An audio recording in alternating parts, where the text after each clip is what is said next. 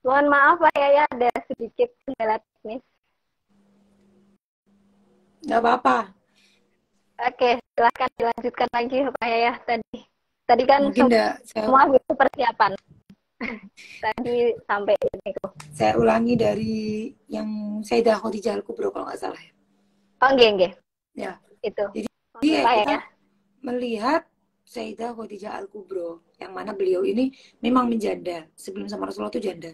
Tapi dengan kesabaran beliau, dengan keuletan beliau yang mengisi masa-masa singlenya beliau itu dengan tekun berkarir, pokok menyibukkan diri. Dan dengan kesabaran beliau yang dipertemukan dulu dengan orang yang tidak tepat, Rasulullah. Dan beliau menikah umur 40 tahun, menikah akhir. Dan mendapatkan sebaik-baiknya lelaki. Itu kan saking kesabarannya beliau. Karena menikah itu bukan ajang perlombaan siapa yang paling cepat, tapi siapa yang paling tepat. Dan kita sebagai yang belum diberikan pasangan, jomblo, itu seharusnya lebih bersyukur. Karena mungkin Allah itu belum menuliskan kita di umur 25, 26, 27 untuk menikah. Mungkin karena Allah tahu. Kayak misalkan, saya ini masih senang main. Saya masih senang kumpul teman. Yang mana hal itu tidak akan bisa saya dapatkan sebebas mungkin setelah saya menikah. Maka memang Allah memberikan kesempatan untuk, ya udah, menikmati dulu masa-masa jomblomu, yang mana masa itu tidak bisa kamu temui saat kamu sudah menikah. Kayak, kalau misalkan kita persiapkan dengan ngaji, dengan yang tadi itu, yang saya bilang, dengan ilmu, itu karena gini, Lauhul Mahfuz tulisannya kamu menikah umur 30, kamu ngebetnya kayak apa, siapnya kayak apa sebelum umur 30 ya kamu belum menikah. Demikian juga kita mau belum siapnya kayak apa, kalau di Lauhul Mahfuz ditulis yang umur 25, itu sudah menikah. Makanya kita nggak perlu pusing deh mikirin kapan nikah. Sekarang kita menaikkan potensi diri dulu aja. Tugas kita sekarang adalah mengsolehkan diri agar mendapatkan lelaki soleh. Aslinya kayak menikah atau tidak menikah, kan kita nggak tahu. Takdir menikah atau takdir kematian dulu yang kita lalui kan kita nggak pernah tahu. Tapi tugas kita sebagai hamba tidak pernah gugur. Mau kita menikah atau tidak menikah, ya kita akan tetap dituntut untuk terus beribadah, terus mengaji, terus mencari ilmu. Apalagi nih, kita kan perempuan nih Mbak, perempuan. Gerakan perempuan, cari ilmunya perempuan itu untuk siapa? Untuk anak kita. Bukan untuk pasangan kita, untuk anak kita. Jadi, manfaatkan waktu ini. Cari ilmu sebanyak mungkin. Karena anak yang gini, perempuan cerdas, perempuan solehah, perempuan yang mencari ilmu sebanyak mungkin, sesolehah mungkin, atau yang secerdas mungkin. Pokoknya mencari ilmu yang banyak lah. Itu akan melahirkan anak turun yang soleh dan solehah. Dan air susu yang keluar dari ibu yang cerdas, ibu yang solehah, itu akan ada barokah. Maka tugas kita sekarang ya menaikkan potensi diri. Nggak usah sibuk-sibuk ngapain kayak gitu. Kayak saya sering loh kadang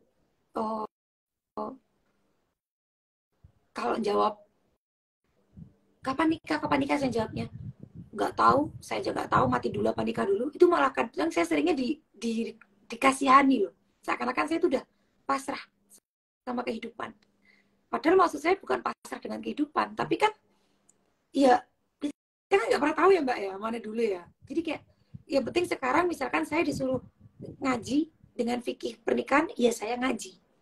Saya disuruh diminta nanti misalkan kapan-kapan diminta sama Mbak Asna lagi untuk ayo misalkan duet barengnya di platform yang lain atau apa, ya saya penuhin. Sekarang misalkan saya detik ini disuruh ibu, maksudnya dapat tugas birrul walidain, ya saya birrul walidain. Itu saja yang diterapkan, itu aja. Maka kita nggak akan pusing mau nikah kapan, mau mati kapan tuh nggak akan pusing. Yang penting kita udah punya persiapan amal, entah itu ilmu. Amal untuk kematian, ilmu untuk persiapan pernikahan seperti itu. Maka nggak usah takut nih para mbak-mbak, para jomblo yang dibilang apa, nggak takut telat nikah, nggak takut perawat tua, nggak takut apa, nggak usah takut, enjoy. Kalau kita sendiri enjoy, kita berprinsip, kita punya prinsip kuat, maka jodoh kita pun juga menaikkan kualitas dirinya. Ya kayak guru saya tadi bilang, misalkan saya sama Joko, saya akan selalu sama Joko. Nggak mungkin saya jadi sama Fauzi, sama Paijo, itu nggak mungkin. Kalau di Lovul Mahfud jodoh saya Joko, saya akan sama Joko. Akan tetapi, nanti saya itu 50, Joko juga 50. Itu yang dikatakan kayak jodoh cerminan hidup kita. Bukan berarti orang jelek dengan orang jelek, orang baik dengan orang baik. Tidak. Tapi nilai kualitasnya. Bukan kejelekannya, tapi nilai kualitasnya. Nah, caranya kita, biar kita pingin, kita punya suami yang juga lebih jos daripada kita, ya kita juga harus menaikkan kualitas diri, naikkan nilai diri. Kita naikkan nilai kita di 80, maka jodoh kita di sana juga akan menaikkan ke nilai 80. Jadi bukan berarti berubah, enggak, tetap. Nah, kan kita nggak pernah tahu tuh sama siapa. Maka tugas kita adalah menaikkan kualitas diri. Dan cintai apa yang kamu miliki, jangan miliki apa yang kamu cintai. Sekarang apa yang saya miliki? Orang tua. Karena memang saya belum punya suami, orang tua. Orang tua yang saya cintai. Saya berbakti sedemikian apa, pokoknya sebelum saya itu sudah tidak bisa berbakti sama orang tua lagi. Kalau sudah menikah kan kita sebagai perempuan kan beda surga ya Mbak ya. Bahkan untuk laki-laki pun, misalkan sudah menikah juga, dia punya tanggungan lain.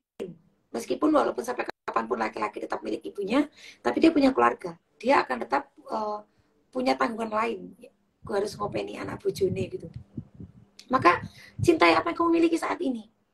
Yang saya miliki adalah, misalkan saya hanya memiliki pena dan kertas untuk menulis, untuk belajar. Saya hanya memiliki laptop untuk kuliah. Ya itu yang saya cintai. Maksudnya pekerjaan itu yang saya cintai. Tidak usah malah atau mencintai apa yang belum saatnya kamu miliki dan belum kamu miliki. Maka kamu akan mendapatkan kualitas diri. Kamu akan mendapatkan kualitas diri. Dan jangan takut mempunyai prinsip. Misalkan kayak, saya berilmu. Saya ingin suami yang berilmu. Jangan takut untuk mempunyai prinsip itu. Pertahankan. Bukan berarti kita jual mahal. Bukan ya. Bukan terus akhirnya semua ditolak itu, enggak. Tapi gimana ya, kafa'ah kan memang penting ya. Maksudnya kafa'ah penting itu kayak kita punya ilmu meskipun sedikit, ya paling enggak kita mempunyai laki-laki yang memiliki ilmu juga. Jangan yang kosong blong. Ibarat tuh misalkan, ibarat kita mengamini doa ini diamini roto doa. Ojo korobana atinato. Begitu. Jadi kayak fokus dengan kualitas diri. Sebagaimana engkau mengkhotijahkan dirimu, maka engkau akan mendapatkan Muhammad. Dan sebagaimana engkau para laki-laki memuhammadkan dirimu, engkau akan mendapatkan Khadijah. Ya Allah, melihat dari ceritanya Nabi Yusuf alaihissalam, ketika Zulaiha mengejar cinta Yusuf, Allah menjauhkan Yusuf padanya. Kita tahu sendiri bagaimana Sayyidah Zulaiha itu mengejar cintanya Nabi Yusuf. Pas pada saat itu punya suami yang sampai memfitnah Nabi Yusuf, malah sama Allah dijauhkan, ya kan? Tapi ketika Siti Zulaiha mendekatkan diri kepada Allah, Yusuf didekatkan sama Allah. Makanya kita dekati itu siapa? Yang punya makhluk, bukan makhluknya, tapi yang punya makhluk. Di situ Sayyidah Zulaiha memantaskan diri juga. Dan ya tadi ketika Sayyidah Zulaiha itu menurunkan harga dirinya dengan mengejar lelaki terlebih dahulu, malah Allah menjauhkan dia dari apa yang dia inginkan. Tapi ketika Siti Zulaiha itu mendekatkan diri kepada Allah, ketika dia itu mengejar cinta Robnya, justru itu malah didekatkan sama Allah. Ini sih Nabi Yusuf ini. Begitu dengan kita. Kita nggak usah sibuk untuk mengejar laki-laki duluan. Suka sama laki-laki, kita harus mengungkapkan atau enggak, Kak? Sering saya tuh dapat pertanyaan, Kak, saya suka sama laki-laki ini. Saya harus mengungkapkan atau tidak? Itu yang tanya perempuan. Saya selalu bilang, gak usah diungkapin. Jaga harga dirimu. Tapi sakit kalau nggak diungkapin. Tapi gini-gini. Kamu fokuslah kemana gitu. Fokus cari ilmu. Fokus apa. Fokuslah. Maka itu akan hilang sendiri. Daripada kamu sudah menautkan hatimu kepada dia. Kalau sudah terlanjur ditautkan. Ketika tidak bertaut. Hancur. Jadi kita tuh aslinya sakit hati. Para jomblo-jomblo yang ngenes ini. Sakit hati itu bukan karena disakiti cowok aslinya. Bukan karena dia tuh disakiti oleh perasaan itu bukan. Tapi dia dihancurkan, disakiti oleh harapannya sendiri. Suruh siapa berharap? Gitu. Jadi tetap kita harus yakin dengan potensi diri kita gali bakat kita punya apa? Saya ada jalannya di dakwah, saya fokus di dakwah, jalannya di karir, fokus di karir, jalannya membantu orang tua berdagang atau bisnis, fokus di situ. Atau misalkan saya mempunyai bakat terpendam, misalkan kayak fotografer atau apa ya, di perbisnis dan marketing atau apa ya, fokus ke situ saja. Fokus dengan kualitas diri kita. Yakin bahwasanya semakin naik kualitas diri kita, akan semakin naik pula kualitas jodoh kita. Apa yang kita lakukan sekarang, itu yang dilakukan jodoh kita di sana. Jadi kalau kita lagi malas-malasan, kita lagi menyek-menyek, lagi mengejar orang yang entah itu jodoh kita atau bukan, jodoh kita di sana juga lagi seperti itu. Lagi ngejar cewek entah siapa, lagi menyek-menyek, lagi rebahan, lagi malas-malasan. Justru sekarang, saya lagi ngaji, Mbak Hasna lagi ngaji, si doi di sana pun lagi ngaji. Mbuh ngaji opo? Mbuh melu ngaji fikih pernikahan, mbuh ngaji Quran, mbuh ngaji tadarus, mbuh ngaji apa, pokoknya sedang mengaji. Jadi fokus sama diri sendiri aja, cintai diri sendiri aja. Aku cinta kamu, I love myself. Aku cinta diriku sendiri. Gitu. Mungkin materinya cukup dari situ aja, Mbak. Oke, terima kasih Pak Yaya, Masya Allah. Ini buat jomblowati ini. Ini tamparan juga nih. Kalian jangan menye-menye. Jangan terlalu takut untuk menjadi jomblo. Jomblo itu bukan aib loh. Jomblo itu malah sesuatu yang istimewa gitu loh. Bahkan di syariat Islam sendiri kan memang disarankan untuk berpasangan kalau memang bukan menikah ya, Pak ya. Memang udah ada syariatnya gitu loh. Jadi kalian tuh jangan malu untuk mengakui kalau kalian itu jomblo. Jadi besok kalau Syawal, kalau ditanyain mana nih pasangannya atau ini, kalian gak usah takut untuk menjawab kalau kalian itu memang masih jomblo. Kalian jawab aja memang belum ada, atau kalian masih fokus sama diri kalian. Mungkin kalian sudah memang ada, masih cuman belum ditemukan. Nah itu. Jodoh itu kan sesuatu yang udah pasti, jadi nggak perlu kalian pertanyakan gitu loh. Yang perlu kalian itu memang kualitas dirinya. Oke, coba ya, ini untuk mempersingkat waktu, kita langsung aja ke sesi tanya jawab Mawan, Gih. Siap.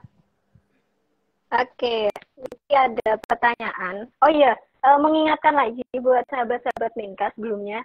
Tadi mohon maaf kalau live streaming sebelumnya itu sempat terputus. Buat teman-teman tadi yang udah ada yang mengirimkan pertanyaan itu mohon dikirimkan ulang. Kemudian buat teman-teman yang belum tahu dan pengen bertanya kepada Pak Yaya, silahkan tulis pertanyaannya di kolom pertanyaan yang ada tanda tanyanya itu ya. Nanti saya bacakan di situ. Oke Pak Yaya, kita ke pertanyaan pertama dulu. Niki, bagaimana cara mengenal value diri dan cara untuk meningkatkannya? Kan mesti ada juga nih teman-teman yang masih bingung, sebenarnya ini saya nih value-nya itu seperti apa sih gitu, masih bingung mengenali dirinya sendiri gitu loh. Gimana cara mengenalinya, dan ketika sudah tahu itu gimana cara meningkatkannya? Supaya waktu dan tempat dipersilahkan. Baik, bismillahirrahmanirrahim. Cara kita mengetahui value diri kita, nilai diri itu bagaimana? Karena kadang kita juga belum tahu bagaimana atau seperti apakah value kita. Kalau saya sendiri pun aslinya saya juga belum tahu apakah jalan yang saya tempuh ini sudah sesuai dengan value saya atau belum. Cuman saya selalu memegang dawuhnya dari kiai saya, dari guru-guru saya, bahwasanya mengajilah, datanglah ke majelis taklim, datangilah gurumu. Maksudnya kadang dari situ kan kita akan mengetahui bahwasanya, oh saya ini ternyata tanpa perlu bertanya, kadang kita mendengarkan penjelasan dari beliau-beliau saja, kan kalau datang ke pengajian kita akan tahu, oh ternyata saya kurangnya di sini. Saya tuh ternyata kurangnya di sini. Ibarat luka, kalau terluka di tangan, kena betadin, yang paling perih bagian mana? Bagian lukanya, bukan bagian yang tidak luka. Maka kalau kita datang ke suatu pengajian atau suatu majelis ilmu, bukan cuma pengajian, entah itu di sekolah, kuliah atau apapun, kok kita merasa ada yang kurang dari diri kita, mungkin disitulah yang harus kita perbaiki. Kita fokus aja dalam memperbaiki diri dulu. Jadi tanpa perlu kita itu harus menaikkan apa yang sudah menjadi kelebihan kita. Tapi kalau saya pribadi ini ya soalnya, karena saya sendiri juga masih bingung, apakah saya sudah sesuai dengan value saya, ataukah saya masih salah arah gitu loh. Cuman sejauh ini saya sudah nyaman dengan apa yang saya lakukan. Maksudnya kayak, mau saya di Instagram diomong tukang ngegas, mau saya di Instagram dibilang cewek jutek, cewek cuek, galak, atau apapun itu, saya enjoy. Saya tidak fokus dengan komentar-komentar yang bagi saya itu bukan hal yang harus saya pikirkan. Tapi saya fokus ke, ternyata saat saya datang ke majelis ini, saya kurang. Saya terkena apa ya, kayak jelek bagian ini. Berarti saya harus memperbaiki bagian ini. Ternyata saat saya mendengarkan ini, saya jelek atau kerasa di bagian ini. Maka saya akan memperbaiki di bagian itu. Kita fokus ke perbaikan diri saja. Maka dengan sendirinya, kualitas diri kita juga akan naik. Tanpa kita tuh fokus dengan kelebihan kita dulu. Justru malah kelebihan itu biarkan orang lain yang memandang. Kalau kita terlalu menaikkan kelebihan-kelebihan kita, malah kadang kita akan lupa dengan kekurangan diri dan naudzubillah akan menjadi cewek yang menjadi manusia yang sombong. Seperti itu mungkin. Masya Allah. Itu ya buat teman-teman semua yang masih bingung cara mengenali value dirinya seperti apa, itu seperti yang disampaikan oleh Pak Yaya tadi. Itu jadi kita disarankan untuk datang ke majelis ilmu, kita disarankan untuk belajar lagi. Itu nanti kita bakal tahu gitu. Sebenarnya value kita itu di mana, itu kita taunya dari situ gitu loh. Oke. Ini Pak Yaya, ada pertanyaan dari sahabat Minka, dari Kak Putri Sasmita. Ini pertanyaannya, kalau kita sudah menjaga diri, tapi pasangan kita ternyata orang yang nggak bisa mengontrol nafsu sama cewek lain, itu bagaimana Pak Yaya? Monggo Pak Yaya, waktu dan tempat. Pertanyaannya masih ambigu. Pasangan kita ini, mohon maaf, untuk pasangan halal atau pasangan yang memang belum halal? Mungkin karena untuk pasangan yang sudah halal. Kalau malah justru ini justru ya Mbak ya. Kalau pasangan yang sudah halal, itu gampang loh malah daripada pasangan yang belum halal. Meskipun saya sendiri belum menikah, saya belum mengalami itu. Cuman kalau untuk pasangan yang sudah menikah, cara mengontrol nafsu dengan cewek lain si suami itu bagaimana? Kamu gini Mbak, apa yang membuat lelakimu itu nafsu ke cewek lain? Jadikanlah dirimu itu. Misalkan si pasangan, saya selalu dibilang sama ustazah saya seperti ini. Saya mengaji di ustazah saya ngerti kok gini.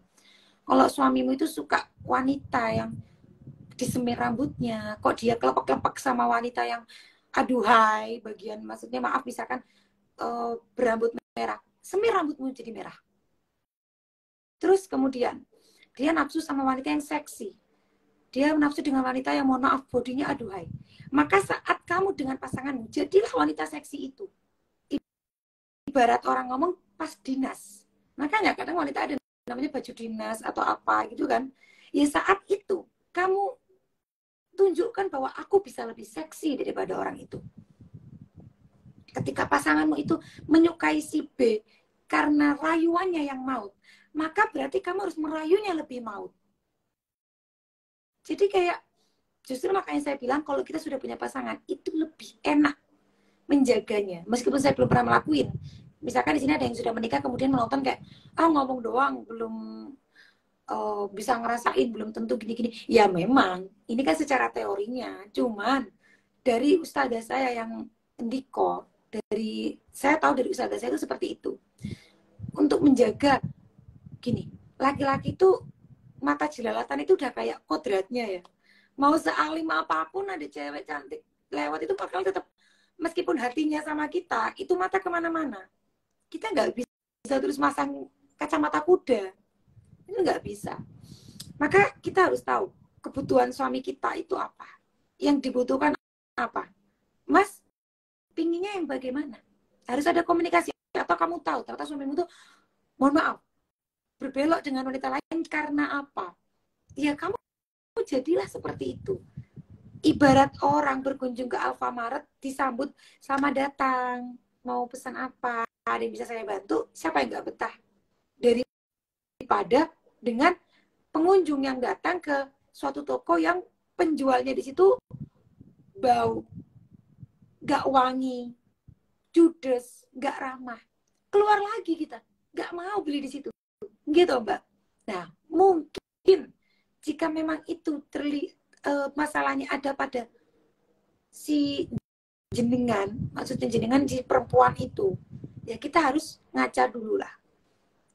Sebagaimana pokoknya laki-laki masuk rumah kita harus sudah wangi, kita harus sudah cantik. Kalau perlu laki-laki masuk rumah, kalau memang tidak ada siapapun, misalkan cuma tinggal berdua, langsung pakai baju dinas, pakai you can see, langsung pakai, misalkan kita keluar pakainya abaya, pakai kerudung rapat, tapi di dalam rumah kita kalau perlu pakai pakaian yang seksi pun langsung pakai aja depan suami. Rayu duluan tuh suamimu. Perempuan ngerayu laki-laki duluan, sorga. Perempuan itu dulu kata guru saya gampang banget loh. Cari neraka sama surga. Neraka tolak aja ajakan suamimu tanpa kamu tuh punya alasan kuat. Tolak deh. Surga tawar aja dulu, nawarin dulu. Itu. Jadi kalau memang karena nggak bisa ngontrol nafsu ke cewek lain, mungkin kamu harusnya bisa sebagai pengontrol nafsunya si suamimu itu, yang bisa memenuhi kebutuhan biologis suamimu, yang akhirnya suamimu sudah tidak butuh dengan yang lainnya, udah nggak jajan dengan yang lainnya.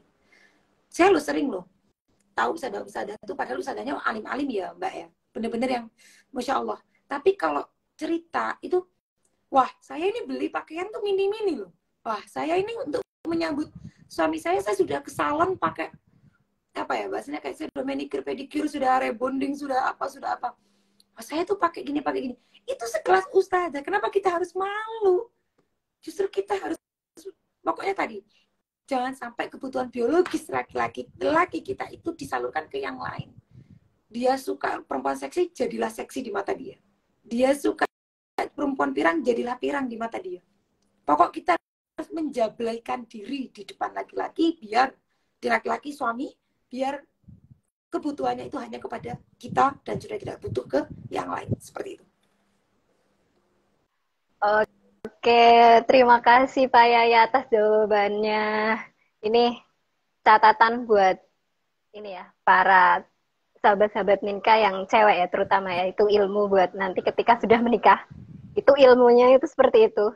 Itu diingat-ingat, jangan sampai lupa. Makanya tadi saya bilang lebih enak yang sudah menikah daripada yang belum menikah. Nah itu, yang belum menikah itu inget ya, fokusnya sama diri sendiri. Tadi Pak Yaya udah bilang itu. Kalau fokusnya ke diri sendiri. Fokusnya sama pasangannya kita yang belum menikah, pasangannya nafsu ke orang lain, tinggalin. Udah, selesai. Mumpung belum jadi suami kan? Nah itu. Ingat-ingat ya, yang belum nikah fokusnya ke diri sendiri, yang sudah menikah itu tadi ilmunya udah dibocorkan sama Pak Yaya, seperti itu. Oke, ini kita langsung saja lanjut ke pertanyaan selanjutnya ya Pak Yaya. Ini ada pertanyaan, bagi umat Islam, menikah merupakan amalan yang sangat dianjurkan dan bagian dari sunnah Rasulullah SAW.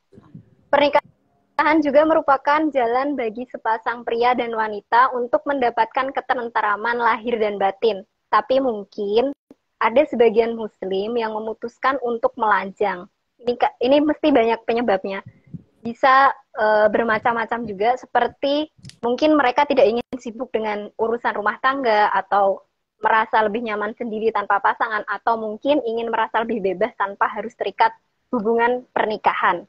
Sebenarnya bagaimana Islam memandang hal demikian? Apakah hal demikian ini dilarang ataukah diperbolehkan? Bagaimana Pak ya sudah menangkap poinnya? Sudah. Oke, monggo Pak Yaya, waktu dan tempat dipersilakan. Bismillahirrahmanirrahim. Fenomena lebih baik melajang daripada mempunyai pasangan, takut dengan hal-hal yang memang belum terjadi. Bagaimana Islam itu memandang? Kalau melihat dari hadis Nabi yang mana kalau kamu meniru saya Nabi, maka menikahlah. Karena separuh dari agamamu akan sempurna. Demikian kan? Kalau tidak, maka bahkan saya sedikit ingat, mungkin mohon maaf kalau banyak lupanya, pernah menceritakan guru saya, itu kayak ada sahabat yang dia itu memilih untuk tidak menikah. Maka kayak sama Nabi tuh kalau nggak salah diginiin kayak, eman loh, kayak gitu loh. Maksudnya kayak kamu tuh nggak akan mendapatkan ibadah yang hanya bisa kamu lakukan ketika kamu sudah menikah. Dan untuk pengandai-andaian sesuatu yang belum terjadi itu kan nggak boleh. Sama aja kita tidak percaya takdir. Kalau misalkan memilih melajang dengan alasan kuatnya apa dulu? Misalkan kayak takut nanti nggak fokus ini, aku nanti kalau sudah menikah nanti nggak open ambek opone misalkan, atau bagaimana? Kamu tidak percaya takdir, kamu tidak percaya dengan Allah yang sudah menjamin hidup kita. Bahkan loh saya loh kalau ketemu ustazah saya loh diginiin, sampai sekarang saya masih belum menikah tuh, ya kapan kamu nikah? Ayo nikah. Nikah tuh bukan bahasa enak ya, kadang kan orang-orang nikah tuh enak loh kayak gitu kan. Enggak, tapi gini, ayo menikah biar kamu merasakan jihadnya orang yang menikah. Maksudnya bagaimana jihadnya menikah Ustazah? Kamu akan tahu nanti rasanya. Sekarang kamu tuh kalau masih jomblo, ibadah sunnah tuh gampang. Mau sholat malam, mau sholat sunnah tuh gampang. Kalau udah nikah, lagi sholat, mau sholat sunnah, mau sholat tasbih, suaminya minta, gimana? Mana yang harus kita lakuin? Wajiban dulu. Kita mau sholat tahajud, anaknya ngerengek, kita nyusuin anak dulu. Akan banyak ibadah-ibadah yang pahalanya lebih berlipat ganda ketimbang kita jomblo. Yang mana ditemukan saat menikah. Maka saya, guru-guru saya, termasuk yang menganut aliran menikah, bukan yang menjomblo. Maksudnya tuh kayak, mungkin untuk orang-orang yang memilih sendiri dengan alasan-alasan tertentu, mungkin ada, dan mungkin ada ulama juga yang memperbolehkan dengan alasan-alasan tertentu. Tapi kalau yang sang sa'ilah itu, yang sang sa'il itu bertanya kepada saya mengikuti ajaran guru-guru saya, maka menikahlah. Tapi bukan berarti tujuan akhir kita adalah menikah. Enggak. Menikah itu bagian dari kehidupan kita. Menikah itu bagian dari proses kehidupan kita sampai kita menemui ajal itu kan antara ada pernikahan, entah ada apa. Itu bukan tujuan. Jangan hidup tujuannya untuk menikah tidak. Kembali kayak tadi. Kita fokus ke diri kita sendiri aja. Dan saatnya kita menikah, menikah. Tanpa kita harus takut dengan rezeki, takut dengan badan kita yang melebar, takut dengan emosional kita yang tidak terkontrol, atau dengan takut yang lain. Tenang. Karena Allah sudah memasukkan pernikahan ke dalam proses kehidupanmu, maka Allah sudah menjamin bahwa kamu mampu. Kan kembali lagi ke la yukallifullahu nafsan illa wus'aha. Kita apa yang ditakutkan lagi kalau kita punya Allah? Makanya di awal tadi materi saya bilang, jomblonya filah, menikah juga filah. Kalau semuanya karena Allah, kita tidak akan takut apapun takdir Allah. Naudzubillah salimna, kalau misalkan adanya perceraian atau adanya perpisahan, itu bagian dari kehidupan juga. Sebelum kita menemukan cinta sejati kita, ya kayak Sayyidah Khadijah tadi. Nikahnya akhir, banyak yang dilalui, ternyata dapatnya paling baik-baiknya lelaki. Begitu. Oke, terima kasih Pak Yaya atas jawabannya. Jadi untuk pertanyaan tadi itu jawaban Pak Yaya itu menikahlah. Itu biar tahu rasanya jihadnya ketika menikah itu seperti apa. Jangan takut sama nanti kehidupan setelah pernikahan itu bakal seperti apa. Itu Allah udah menjamin semuanya gitu. Jadi jangan takut untuk menikah. Jadi jawaban dari beliau ini udah jelas banget ya. Jadi jangan takut untuk menikah gitu. Oke. Kita lanjut ke ini loh Mbak, nambahin dikit ya. Itu kadang tuh ada yang nambah-nambahin yang orang nikah kamu udah siap belum? nikah itu belum ntar ketemu sama mertua yang galak, belum lagi sama gini. Itu katanya kalau orang malah ngomongin gak enaknya nikah itu dia tuh aslinya lagi curhat, nyari teman. Justru kalau dia itu baik-baik aja, dia yang diomongin ayo nikah yuk cepet, maksudnya enak loh. Nah makanya kita kan butuh persiapan, karena menikahkan ibadah seumur hidup, pasti ada aja ntar cobaannya. Ya cobaannya juga seumur hidup, masih banyak cobaan yang belum dicobain. Jangan kita takut karena omongan orang yang nikah antar gini loh, nikah antar gini loh. Dia tuh aslinya curhat, guys. Mungkin pernikahan dia itu nggak bahagia, dia cari temen. Nah, kalau kita sudah mempersiapkan diri, maka ya udah persiapan aja deh. Bakalan nikah tuh akan banyak lagi cobaan yang belum dicobain. Tapi kalau kita sudah siap, insya Allah kembali lagi ke yang tadi, la yukallifullahu nafsan illa wus'aha. Pasti Allah akan bantu. Gitu. Nah, itu buat teman-teman ya, diinget-inget itu tadi pesan dari Pak Yaya seperti itu. Jadi jangan takut untuk menikah. Terus buat teman-teman yang sudah menikah, kemudian apa istilahnya, menularkan ketakutan ya Pak Yaya, menularkan ketakutan buat yang lain itu, ya janganlah seperti itu gitu loh. Kasihan gitu buat teman-teman yang belum menikah, jangan ditularkan ketakutan kalian itu, jangan ditularkan ke teman-teman yang belum menikah. Terus, seperti itu. Kita mungkin bisa lanjut ke pertanyaan berikutnya ya Pak ya. Oke, pertanyaan berikutnya ini dari sahabat Minka, Kak Hafid. Ini cara menundukkan nafsu dari diri bagaimana? Kan sebagai laki-laki sudah pasti ada hasrat untuk mengejar. Ini dari Kak Hafid. Itu berarti laki-laki yang kan? Ya, mungkin ada jiwa-jiwa.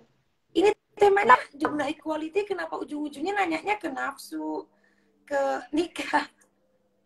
Mungkin karena tadi ada serempetan, akhirnya kan kawan-kawan ini terpancing untuk mengeluarkan pertanyaannya gitu. Apalagi ini kayak cowok ya. Iya. Menunjukkan nafsu diri bagaimana, duh mas, gue cewek, gimana aku nunjukin nafsu? Aduh, ini kalau pertanyaan ini ada di Q&A saya di story, saya jawabnya, kalau saya jadi laki, saya tanya dulu ya ke diri saya. Aduh, ini pasnya kemarin waktu Gus Epit ini, pas ini, beliau kan laki-laki ini. Mungkin kelewat deh nih Pak Yaya. Iya, kayaknya mas, kamu kemarin kemana aja waktu Gus Epit live? Ini cewek yang ditanyain, cewek, coy. Nafsu diri sebagai laki-laki. Jawab apa? Soalnya kan dari tadi kan Pak Yaya memberikan nasihat itu kan lebih ke para cewek-cewek gitu Pak ya. Jadi yang para cowok-cowok ini pengen gitu loh dinasihati juga gitu. Mungkin seperti itu. Mas, tak nasihati opo yo mas. Silakan Mbak Yaya. Sebatas teori yang saya tahu ya Mbak. Jadi dipakai monggo, enggak ya monggo. Karena sekali lagi saya tidak membahas apa yang belum saya lakukan. Tidak membahas apa yang tidak saya ketahui. Jadi mungkin sedikit yang saya tahu saja. Tapi bukan berarti ini bisa lo hilang pertanyaan nih, Rek. Mana pertanyaan? Mana tadi pertanyaannya? Tentang bagaimana cara menundukkan nafsu bagi laki-laki. Iya Pak ya, pertanyaan udah hilang. Jadi bagaimana cara menundukkan nafsu diri? Kan dalam diri laki-laki itu kan ada hasrat untuk mengejar seperti itu Pak ya. Itu bagaimana cara untuk menundukkan? Tadi kan yang cewek-cewek udah dinasihatin nih untuk fokus ke diri sendiri, jangan baper, jangan ini gitu. Untuk yang cowok-cowok ini seperti apa nih? Jangan baperin misalkan atau apa kayak gitu. Jangan baperin. Wow. Jadi gini ya Mas, kalau saya belajar dari perkataan kakak saya, karena saya juga mempunyai abang laki-laki. Kalau abang saya ditanyain bagaimana cara jombloan untuk mengejar cintanya biar tidak salah, dan atau bagaimana caranya untuk kayak menunjukkan hasrat yang pasti kan ingin mengejar, tapi bagaimana? Kalau kata abang saya tuh gini, ya kalau kamu siap nikah, kamu sudah pasti dengan pilihanmu, yowes, ageo, kejar malah. Maksudnya kayak apa ya? Bukan nembak ya, nembak tuh kesannya buat orang pacaran. Seriusin. Kalau kamu sudah memang paham, menemukan apa yang sudah cocok kepadamu, sudah kamu telusuri dan dia oke, datangin, malah justru kejar lah. Jangan malah kamu menahannya. Ya kan kayak ada kan sobat yang bertanya, cara meredam nafsu itu bagaimana? Puasa. Kalau enggak berpuasa ya menikah, kayak gitu kan. Maka kalau yang maksudnya kamu itu kamu sudah siap untuk menikah dan pilihanmu itu sudah oke, sudah cocok dan sip untuk diseriusi. Justru malah baiknya segerakan. Segerakan, kejar malah. Justru saya malah mengajarkan untuk mengejarnya. Kejar. Karena saya sendiri juga suka laki-laki yang ngejar sih daripada saya yang ngejar. Tapi kalau maksudnya kalau untuk diseriusin. Tapi kalau kamu merasa kamu belum siap untuk menikah, kamu tapi hanya pengen ngejar cewek cuma untuk entah untuk mainan, entah untuk bokar sampean kepiye, seneng-seneng tok, maka ya gimana ya? Aslinya nasihat tadi itu untuk cowok cewek yang kayak naikkan kualitas diri dulu deh, ngaji dulu deh, udah bisa doain apa buat makmumnya, habis sholat itu doanya udah sepanjang apa, udah sedalam apa cuman bisa robana atina fid dunya hasanah doang. Kamu pengen mendapat yang kayak apa, kayak aku dijel, maka kamu amatkan dulu kamu. Jadi kayak kalau kamu itu sudah belum yakin dengan apa yang kamu pilih, tapi kamu itu masih ada hasrat untuk mengejar, maka ya kayak sama untuk semua jomblo lah. Coba datengin majelis ilmu, coba datengin majelis taklim, berkarirlah, bekerjalah, mengajilah, pokoknya sibukkan diri kamu. Tapi kalau kamu malah sudah yakin dengan pilihanmu, sudah mantap dengan pilihanmu, justru kejarlah. Bukan cuma ngejar, seriusin.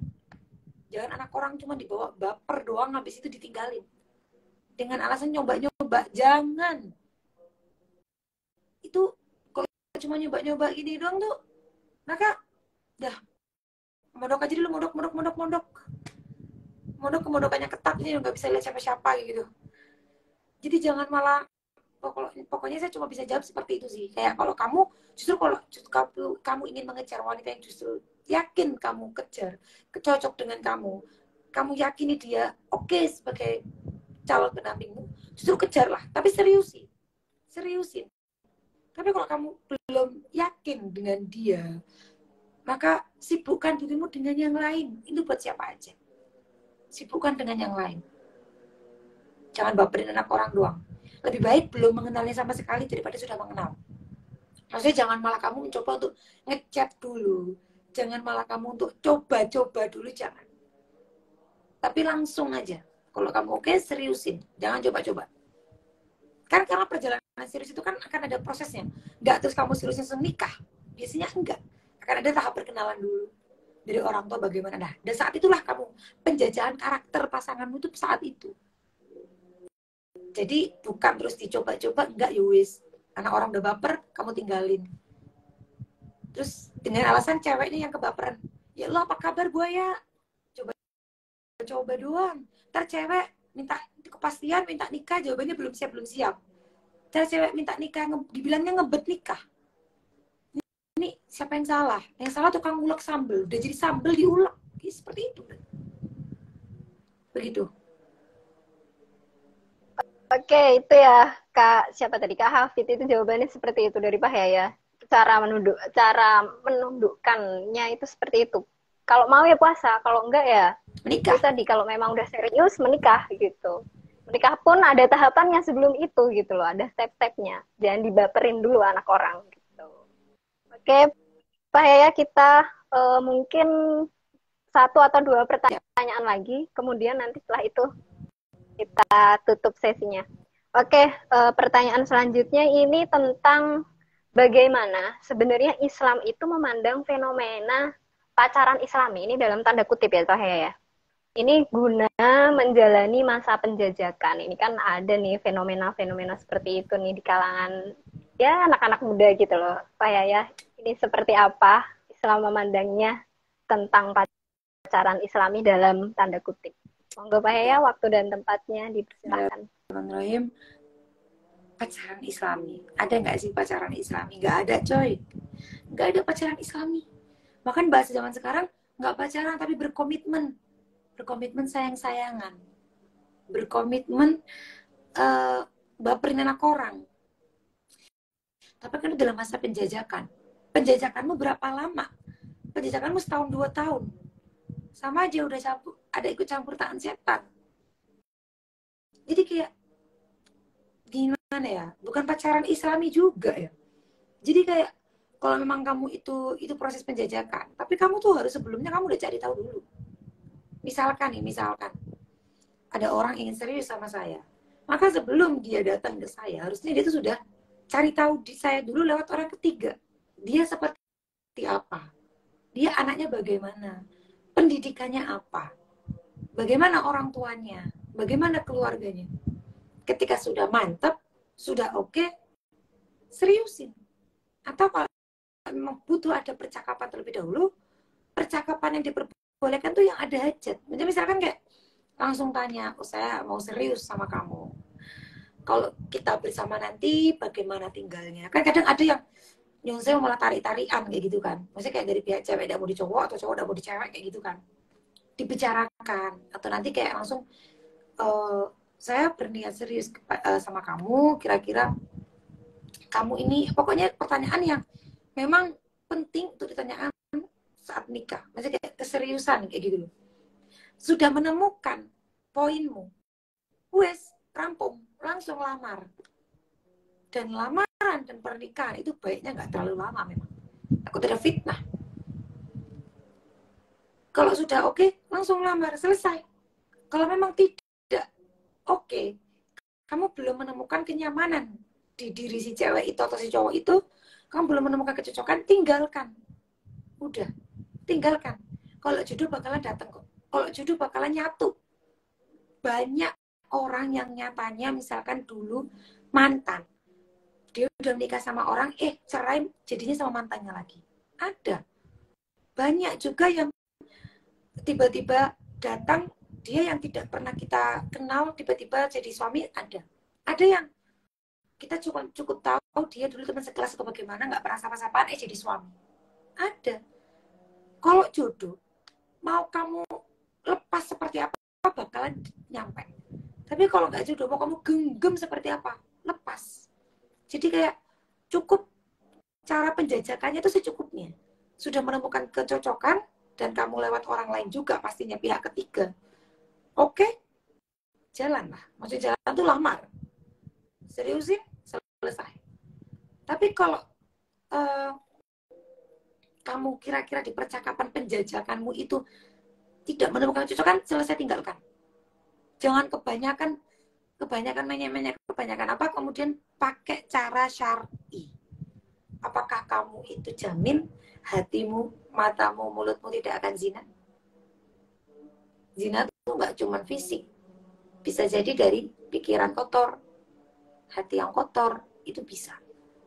Jadi semuanya harus kita sesuaikan kebutuhan hajat saja. Di Islam bukan berarti nggak boleh bercakap sama lawan jenis sama sekali, bukan. Boleh, ya itu tadi niatnya apa.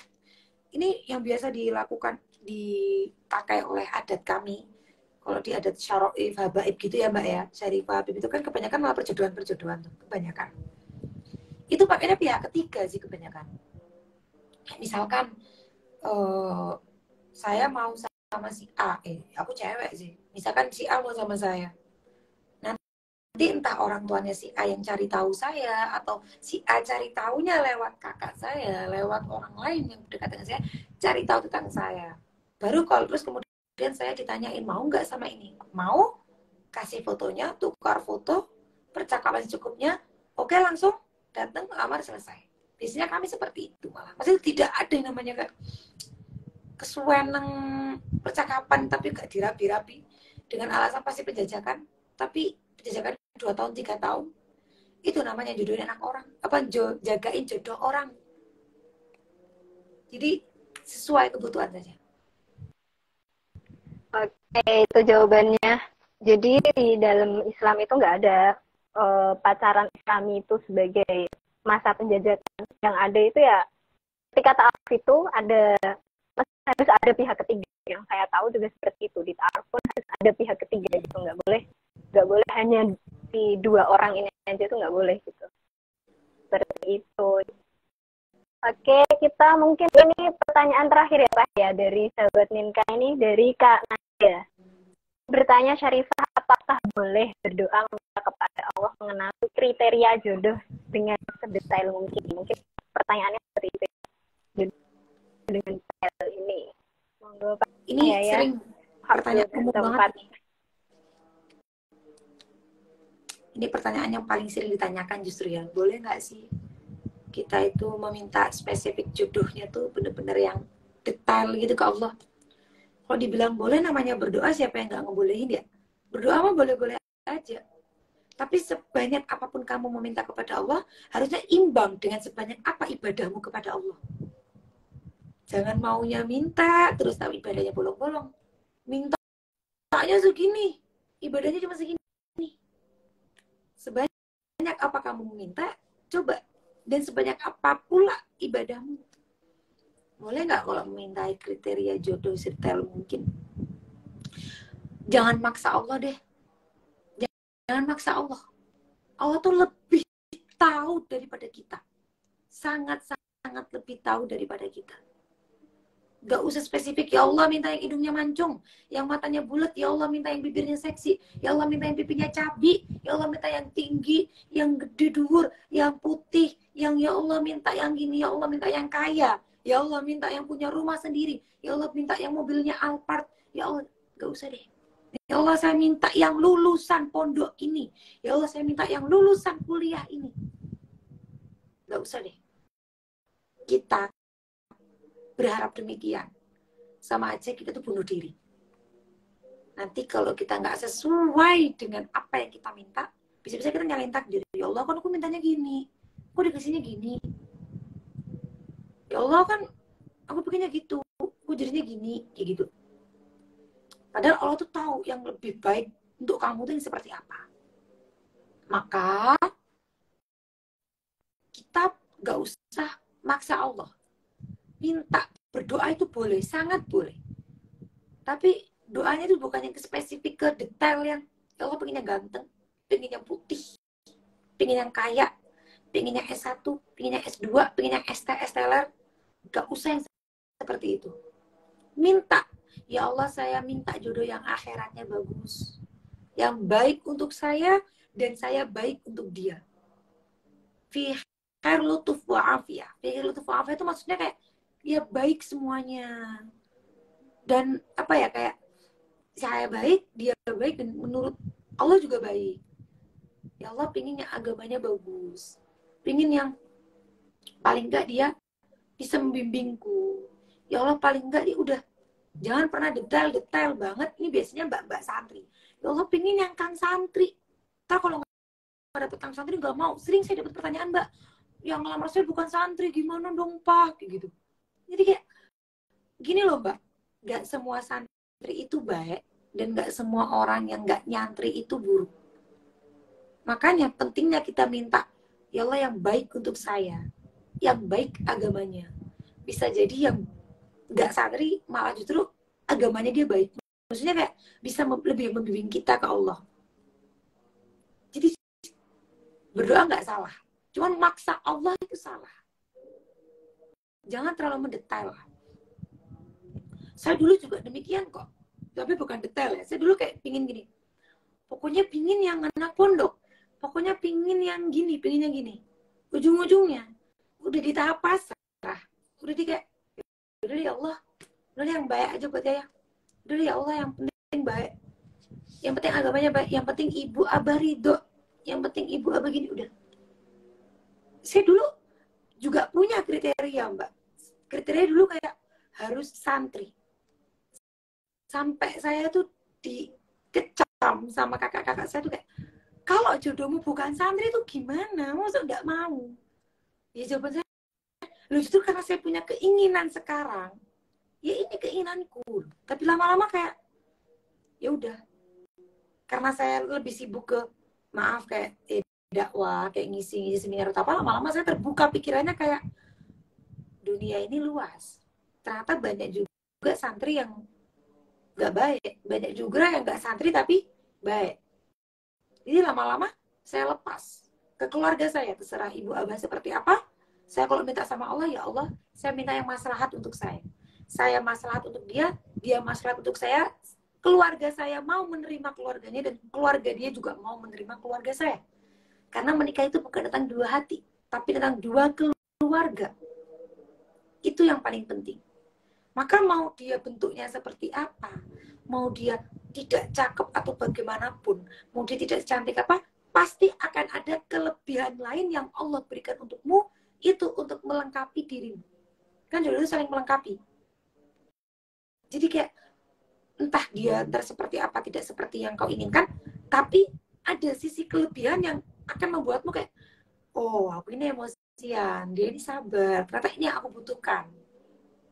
Oh aku ini orangnya gak ngambekan, ternyata dia ini bisa mencairkan suasana. Oh ternyata keluargaku sayang buat sama dia karena dia itu bisa membawa saya lebih dekat dengan Allah. Meskipun parasnya ini bangun tidur aja malas nyawang gitu loh. Jadi kalau menurut saya untuk fisik itu akan senang kalau kita udah cinta. Kita kalau udah cinta nih, ini saya yakin nih, semua perempuan yang ngerasain ini, ya enggak mbak moderator pasti juga. Kalau kita udah cinta sama orang, mau bagi orang lain dia jelek, mau bagi orang lain dia nggak cocok sama kita, yang kita lihat itu ganteng di mata kita. Tapi kalau kita udah nyaman, udah cinta sama orang. Tapi kalau kita nggak nyaman sama doi, kita nggak cinta di sini cinta nyaman ya, bukan cinta nafsu, maaf. Kita nggak cocok sama doi, mau dia seganteng Reval Hadi, seganteng Randy Pangalila, seganteng Omar Daniel, kita ngelihatnya bodoh amat. Aku lebih suka kayak si Denny Cagur, aku lebih suka kayak si ini. Jadi semua itu akan saling melengkapi. Kita kalau simpulannya adalah boleh nggak? Boleh. Kata siapa berdoa nggak boleh? Boleh. Tapi berdoa jangan maksa Allah. Karena Allah aslinya lebih tahu apa yang kita butuhkan. Berdoa yang memang untuk keseluruhannya aja, kayak ya Allah berikan yang maslahat, berikan yang baik buat saya, yang baik untuk keluarganya, yang baik untuk keluarga saya. Ya Allah datangkan di waktu yang tepat, saat saya siap dan dengan kapasitas yang memang sudah siap. Doanya yang baik-baik demikian. Nggak usah sedetail-detail mungkin. Kalau mau detail, mau banyak berdoa nggak apa-apa, tapi ibadahnya harus melebihi dari doa-doamu. Jangan banyak meminta tapi nggak banyak bersujud, gitu. Oke, terima kasih Pak Yaya atas jawabannya. Jadi seperti itu ya Kak Nadia ya, yang disarankan oleh Pak Yaya itu kalau bisa itu berdoa detail boleh, tapi ya harus diimbangin sama ibadahnya yang harus banyak juga gitu loh. Atau kalau mau itu berdoa secara umum, tapi bisa mencakup semuanya. Iya. Itu malah lebih bagus gitu loh. Berdoa secara umum, tapi bisa mencakup semuanya gitu loh. Nggak perlu didetail-detailin gitu. Oke, sahabat-sahabat Ninka, ini kita waktunya sudah habis.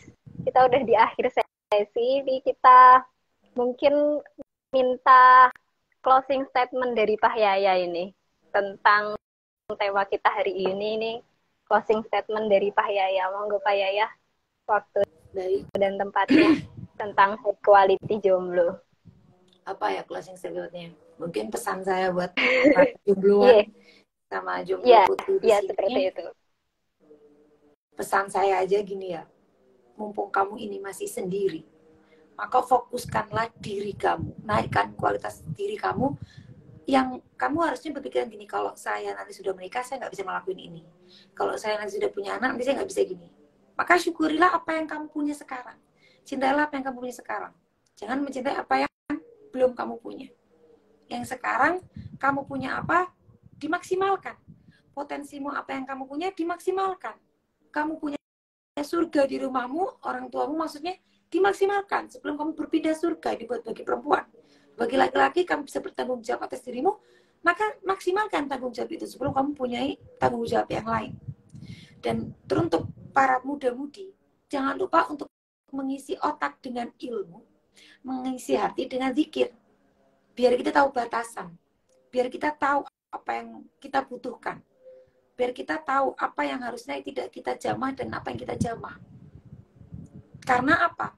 Karena kalau kita ilmu otak yang ada isinya, hati ada isinya. Kalau hati kita yang memberontak, hati kita yang nggak enak, maka otak akan menetralkan. Tapi kalau otak kita yang tidak bisa menerima, hati kita yang akan menenangkan.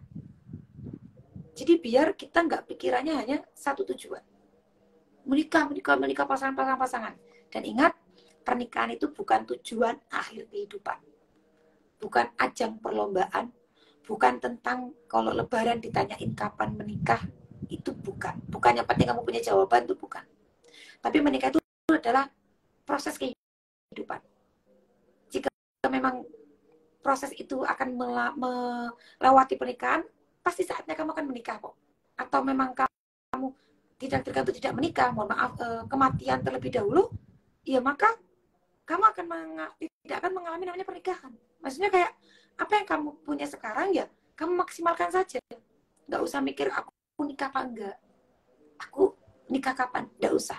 Itu sudah masuk ke proses kehidupan.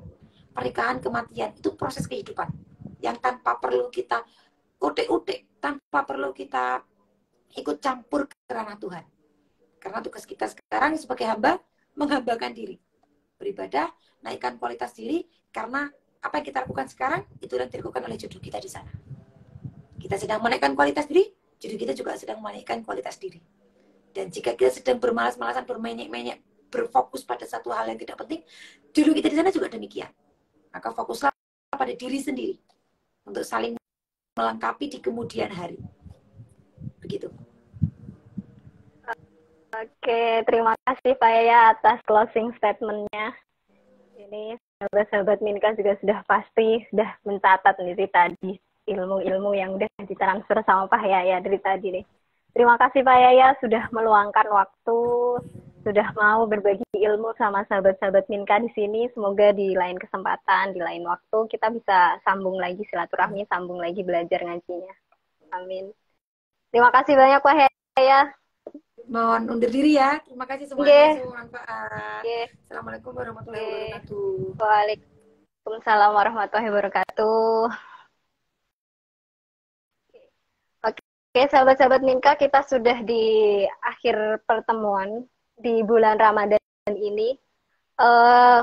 Kita nggak tahu nih, apakah nanti bakal lanjut live streaming lagi di bulan depan, apakah enggak, kita lihat situasi kondisinya nanti ke depan ya seperti apa.